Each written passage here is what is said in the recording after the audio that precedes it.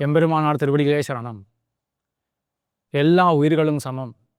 என் நிலையில் இருந்தாலும் பகவானை பற்றி அறிந்து பகவானை அடையலாம் என்கிற இந்த ஆன்மீக சமத்துவத்தை ராமானுஜர் இப்படி நிலைநாட்டினார் என்று பார்த்து கொண்டு வருகிறோம். ராமானுஜருக்கு இந்த சீரிய கருத்து தோன்றுவதற்கு காரணம் என்றால் அவருடைய குருமார்களான ஆழ்வார்கள்தான் என்று பார்த்தோம். அந்த ஆழ்வார்களிலே தலைவரானவர் சுவாமி நம்மாழ்வார். அவருடைய சீடர் அந்தணர் குலத்திலே பிறந்தார். நம்மாழ்வாரோ வேளாள குலத்தில் தோன்றியவர்.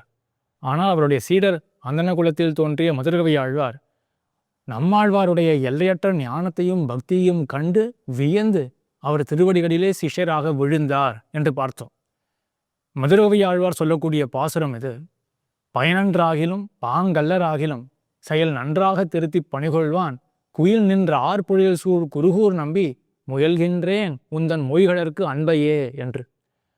மதுரகவி ஆழ்வார் சொல்லக்கூடியது, நம்மாழ்வாரே, என்னுடைய ஆச்சாரியரே, உம்முடைய திருவடிகளில் எல்லையற்ற அன்பை நான் செலுத்த வேண்டும் என்று முயல்கின்றேன், முயற்சி செய்கிறேன் என்று. இப்படி நம்மாழ்வாருடைய ஞானத்துக்கும் பக்திக்கும் தோற்று அவர் திருவடிகளிலே சிஷ்யராக விழுந்தார் அந்தணர் மரபிலே தோன்றிய மதுரகவி ஆழ்வார். இதே போல்தான் ராமானுஜரும் தன்னை எப்படி நினைத்திருப்பர் என்றால், பூமண்ணு மாது பொருந்திய மார்பன் புகழ்மலிந்த பாமண்ணு மாறன் அடிபணின் தூய்ந்தவன் என்று தம்மை நினைக்கும் பொழுது, எனக்கு உய்வதற்கு காரணம் என்ன, நான் நற்கதி பெறுவதற்கு காரணம் என்ன என்றால், மாறன் அடிபணின் தூய்ந்தவன். மாறன் நம்மாழ்வார். நம்மாழ்வாருடைய திருவடிகளை பணிந்தேன், அதனால்தான் எனக்கு நற்கதி என்று ராமானுஜர் நினைத்திருப்பர். இதற்கெல்லாம் கருத்து என்ன?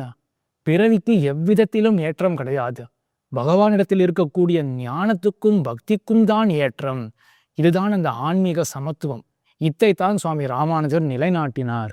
எம்பெருமானார் திருவடிகளே சரணம்.